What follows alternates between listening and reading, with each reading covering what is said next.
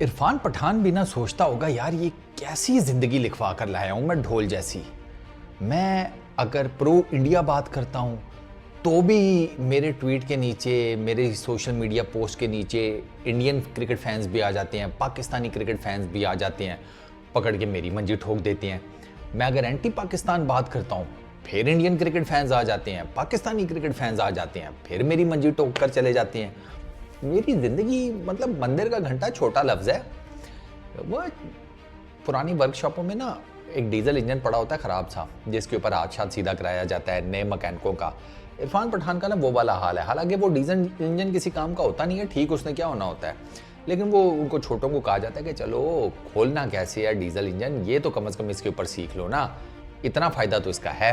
अब इरफान पठान का latest tweet ही आप देख लें। पिच के ऊपर उन्होंने जनाब ठीक ठाक तनकीद की है, नॉट अ गुड पिच। ये अपनी आइजनहार पार्क वाली, पाकिस्तान इंडिया का जहाँ पर मैच होना है, न्यूयॉर्क की नाजा क्रिकेट काउंटी वाली, उन्होंने कह दिया नॉट अ गुड पिच। ये स्पेशली श्रीलंका और साउथ अफ्रीका का मैच देखने के बाद भाई साहब जो नीचे इरफान पठान का फिर जो बैंड बजाना, ओ हो, शादियों पर ऐसा बैंड ना बजे, अंबानियों की शादी पर ऐसा बैंड ना बजे। Indian cricket fans plus Pakistani cricket fans वो पूछ रहे हैं कि फिर क्या चाहते हो। किसी ने कमेंट किया वह सड़क के ऊपर मैच करवा दें, हैं सड़कों के ऊपर वर्ल्ड T20 मुनक्कद करा देते हैं अगर इरफान पठान भाई आपको कबूल हो। किसी ने लिखा हुआ है कि एडिक्शन हो गई है तुम्हें IPL के हाई स्कोरिंग मैचेस देखने की, तो उस एडिक्शन से बाहर निकल आओ। किसी ने कहा हुआ है कि पूरी दुनिया जो है वो IPL की तर्ज का क्रिकेट नहीं खेलती, IPL के और मामलात हैं। मतलब भाई साहब इरफान पठान को किसी ने लॉजिकल जवाब दिया है, किसी ने इरफान पठान को ट्रोल किया है, किसी ने कुछ कहा है। तो इरफान पठान इस पर्टिकुलर टाइम में ना इतनी गर्मी में भी ना सही जिसे कहते हैं हॉट वाटर्स में है। जहाँ तक बात रहेगी ना पिच की, देखो इसमें तो कोई शक नहीं कि इस पिच ने ना नाइटमेयर्स अभी से देने शुरू कर दिए हैं। इसके ऊपर एक अलग सी वीडियो बनाऊंगा कि ये Irfan Pathan is not the only one, ये सारा सिनेरियो चल क्या रहा है वो उसके ऊपर एक अलग से बात करते हैं।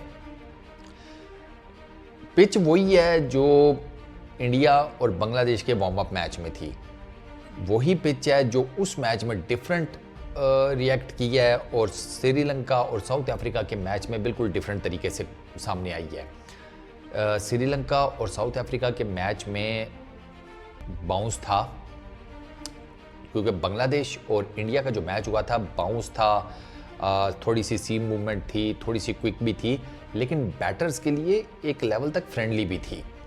अब वही पिच श्रीलंका और साउथ अफ्रीका वाले मैच में उसमें बाउंस भी था, सीम मूवमेंट भी थी, सब कुछ था, लेकिन इस पिच के ऊपर मुझे ऐसे लगा कि जैसे बॉल ना बाउंस तो हो रहा था, लेकिन कुछ बॉल जो हैं वो क्विक बाउंस हो रहे थे, कुछ थोड़े फंस के बाउंस हो रहे थे। क्योंकि अगर बॉल एक स्पेसिफिक स्पीड के साथ बाउंस कर रहा है, या आप उसे कह लें कि एक आपको सर्टन एक आइडिया हो गया कि ओके फाइन ये बॉलर जो है ये इस पेस के साथ मुझे बाउंस कर रहा है, तो चलिए आप उसको बाउंड्रीज नहीं मार पाते तो आप सिंगल डबल तो ले लेते हैं ना, रोटेशन तो चलती रहती है स्ट्राइक की। आप अगर जाकर ये मैच देखें ना तो इसमें मेरा ख्याल है शायद record number of dot balls हुई होंगी इस एक मैच में। इतनी डॉट बॉल्स थी और दोनों साइड्स की। श्रीलंका की तो बहुत ही ज़्यादा थी ना, 77 किया उन्होंने टोटल। अब ये 77 चेज करने में श्रीलंका के साउथ अफ्रीका की 4 विकेट्स भी गिरी और साउथ अफ्रीका जाकर चेज करता है 70वें ओवर में। तो उससे ना आपको पता चल जाता है कि नहीं यार ये कोई ऐसी पिच ने कोई अजीबो गरीब मंत्र पड़े हैं कि सिंगल डबल होना मुश्किल हुआ था, जान अजाब हुई पड़ी भी थी यार दोनों टीम्स के बैटर्स की।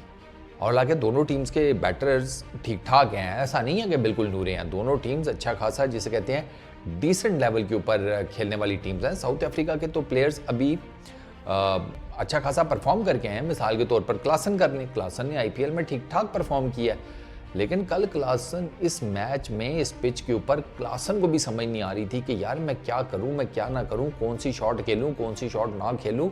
हर बैटर फंसा हुआ नजर आया, हर बैटर, कोई एक बैटर नहीं है, एक बैटर कि जिसके बारे में आप ये कह लें कि वो बड़ा फ्लुएंटली खेला, उसने जिसे कहते हैं बड़ा अच्छा मैनेज किया पेस को, बाउंस को, सीम मूवमेंट को, निश्ता। तो इस एक पिच ने अब नाइटमेयर्स ये देने शुरू कर दिए हैं कि टेक्निकली इंडिया के यहाँ पर 3 मैचेस हैं, और अगर इस किस्म की कोई विकेट बनती है तो यार यू नेवर नो ना, T20 क्रिकेट है और स्पेशली एक मैच है पाकिस्तान के अगेंस्ट, तो पाकिस्तान के अगेंस्ट जो मैच है उसका सबसे ज़्यादा धड़ल्ला लगा हुआ है, क्योंकि यहाँ पर क्वालिटी साइड है ना, बॉलिंग साइड जो है वो क्वालिटी है उसके पास आमिर है, शाहीन है, नसीम है, हारिस है, 4 जर्मन पेसर्स, और इस विकेट के ऊपर पेसर्स के साथ जो मामला हुआ है वो आप सब ने देखा है। इवन स्पिनर्स कोई बहुत ज़्यादा जिसे कहते हैं, मैं ये नहीं कहूँगा कि वो भी पेसर्स की तरह छाए हुए थे, इवन कि स्पिनर्स को भी ना खेलते में प्रॉब्लम हो रही थी। स्पिनर्स के अगेंस्ट रन्स बने हैं इस मैच में, लेकिन बहुत एक्स्ट्रॉर्डिनरी नहीं बने यार। अब बनने कहाँ से थे? श्रीलंका ने 77 किए हैं, इन्होंने 80 किए हैं, तो बनने कहाँ से थे वो जिसे कहते हैं फ्री फ्लोइंग रन्स। लेकिन बात सिर्फ और सिर्फ अगर पिच की हो ना, तो खैर इरफान पठान की बात फिर वही है। मैं हमेशा इरफान पठान को एक मशवरा देता था कि भाईजान जिस स्ट्रेचर के ऊपर आप बैठे हुए हैं ना, जो मतलब जो रैंक है आपका, आप इंटरनेशनल क्रिकेटर रहे हैं, एक्स क्रिकेटर हैं, आपका अच्छा खासा फ़ैन फॉलोइंग है, तो आपको बहुत सोच समझ के बात करनी चाहिए। आपने इन रिसेंट टाइम्स ऐसी चवलें मारी हैं, ऐसे आपने जिसे कहते हैं कांड किए हैं कि वो चलें पाकिस्तानी क्रिकेट फैंस तो आप पे तपे ही तपे थे, आप ये अपने भी आप पे तपे पड़े हुए हैं।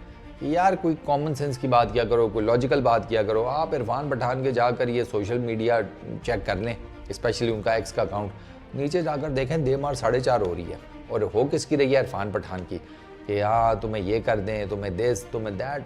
वो इरफान पठान को रगड़ रहे हैं लोग। भैया सोच समझ के बात क्या करो। आप हमारे जैसे नूरे तो है कोई नहीं कि जिसकी इतनी बड़ी फ़ैन फॉलोइंग ना हो या समथिंग लाइक दैट, जो साफ सी बात है।